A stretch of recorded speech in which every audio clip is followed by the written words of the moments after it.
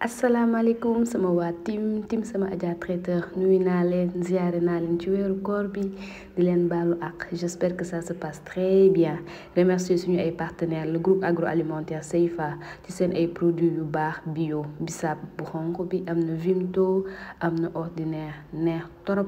tey nag suñu recette du jour c'est des œufs aux légumes et charcuterie maanaam nen la ñuy jël togg ko ak ay quelques légumes ak charcuterie mu nekk benn recette bu neex réaliser ko yomb na dinañ soxla ay nen ku nekk quantité bi nga bëgg bu fekkee da nga bëgg mu bari nen wala mu yam rek saucisson viande laa jël tey soble ñu dagg ko forme rondelle jël après yu mag yi pomme de terre aussi dañ ko dagg forme rondelle ba pare dagg ko mu fin comme ça day tax suñu cuisson yomb fromage gruyère moom la ñuy tëjee suñu recette am nañ jambon épicé bi leen jël comme ça mu saf sap mi ngi nii am nañ comme épice sel ak poivre moom rek lañ ci def pas de bouillon tey diwlin pour ça suñu ay pomme de terre ak togg suñu ay nen am nañ aussi maïs histoire de décorer et de consommer maïs doux tomate fraîche à la fin pour toujours ci gàmmu légumes yi gis nga dañ ko dagg rondelle aussi mu fin parce que bu dujjee dafay ñaaw léegi dañuy ñëw saaf suñu ay pomme de terre ba mu ñor xom nag danga koy saaf ba mu ñor mu croustillant aussi bu mu nee wow commencé wow noonu tuuti baax na gis ngeen moo nekk nii saaf nañ ko léegi nag dañuy daal di ñëw jël suñu poêle def ci tuuti diwlin bu diwlin bi tàngee dangay fay poêle bi parce que mënoo en même temps di remplir poêle bi war a garnir sa omelette di taalaale feu bi dafay xëmal pomme de terre yi te recette bi bëggul pomme de terre bi xëm donc da ngay taal diwlin ba mu tàng nga fay ko nag daal di commencer ranger sa ay pomme de terre gis ngeen moom lañ def ci fond poêle bi plutôt rangale ko ci ba mu normal daf ñuy servir de base daal di jël suñu ay nen teg ko ci kaw xam nga lii su fekkee gaz mi ngi tàkk balaa ngaa pare garni sa omelette presque mu xëm wala yi ci suuf ñor yi ci kaw du ñor donc dañuy def fay gaz bi njëkk a def pomme de terre après ñu jël suñu ay omelette man 4 laa def daal di ko ci def gis ngeen moom lañ def nii suñu paree suñu soble yu dijji la ñuy jël pour mu rafetal parce que togg aussi taar bi daf ci am solo côté esthétique bi daal di ci rangale aussi suñu ay soble ba mu rafet ku mu neex nga def lu bari mais nag man damay def tout le temps mu yem day tax boo koy lekk day yomb ingrédients yëpp dina génn ba pare da ngay digérer bu baax yenn nen yi diis yi moom boo ko lekkee sax doo digérer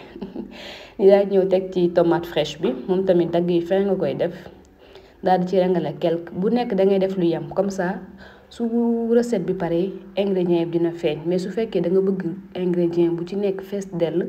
au finish du yëpp du feeñ bi ci kaw buy mujj rek mooy feeñ donc da ngay def bu nekkee lu yem comme ça ingrédients yi feeñ nga am côté esthétique bi sa repas rafet neex là dañuy jël suñu jambon dagg ko en petits morceaux pas dagg yi gàtt mais yu gudd dañu lem jambon mi dagg ko comme ça tout le temps dafay tax suñu ay recette gën a rafet gis nga daal di ko ci lal nànk sànni ko ci quelque def nañ saucisson viande laa def tey pas poulet daal di def sama jambon noonu épicé bi laa jël sànni ci sama tuuti maïs ku bëgg maïs bu bari nag nga def sa maïs bu bari mais man tuuti maïs laa ci def daal di ko ñëw tëjee nag sama ak fromage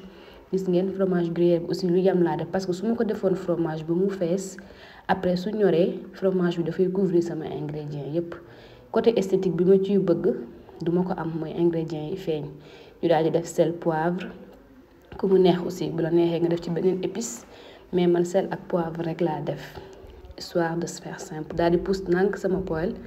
taal nag sama gaz wàññi ko ba mu sës parce que soo ko defee mu fort ci suuf dafay xam ci kaw du xam te tamit soo bëggee mu ñorandoor yépp ñor bu rafet te doo sonn doo fi nekk di yëngal ak yooyu da nga jël couvert nga daal di tëj sa poêle bàyyi ko ni tàngaay bi ñoral ko di leen wax bu leen fàttee aimer vidéo yi ça va m'encourager encore plus abonnez-vous aussi comme ça team bi mën a yaatu sama Adja Traiteur jëm ci kaw permettre aussi algorithme YouTube di recommander tout le temps sama ay vidéo ci recherche yi léegi nag gis ngeen fëddu ñu xool gis ngeen effectivement mi ngi ñor nànk waaw da ngay jël sa temps def ko fëddu muy tempi nànk bu ko defee soo paree boo ko yàq jarul kuddu jarul dara da ngay yëngal poêle bi rek sotti gis ngeen laa fromage bi ci kaw aussi fondre na boo tëjee cin bi day tax fromage bi dafay gaaw a fondre te pare chaleur bi dafay retouraat ci omelette bi su ko defee ci kaw day ñor xomm pour sotti ko gis ngeen parce que sénégalais moom lépp looy wax da ngay def say enquête ak say preuve yëpp teg gis ngeen collé wut xamut deful dara pour wan leen aussi que xamut derrière baa ngi nii gis ngeen samay pomme de terre dara xamu ci parce que feu doux laa ko toggee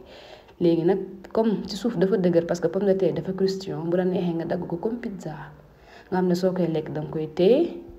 forme téye ko wala nga def ko ay parties bu fekkee ay xale ngay servir ku nekk nga defal ko ci assiette am nu la neexee bu la neexee nga jël sa paaka ak sa fourchette nga lekk ko aussi donc daal suñu œufs aux légumes et charcuterie mi ngi nii neex na saf na diis na trop vraiment ma leen wax ngeen essayé ko beneen forme recette nen la à côté maa ngi teg sama jus bisaab Seifa di ko savourer merci beaucoup au groupe agroalimentaire Seifa ku bëgg seen ay produits da ngay woote 78 600 00 10 numéro Seifa la nag pas numéro Sama Dia Traiteur Sama Dia Traiteur numéro mi ngi noonu di leen jox rendez-vous jaa ngi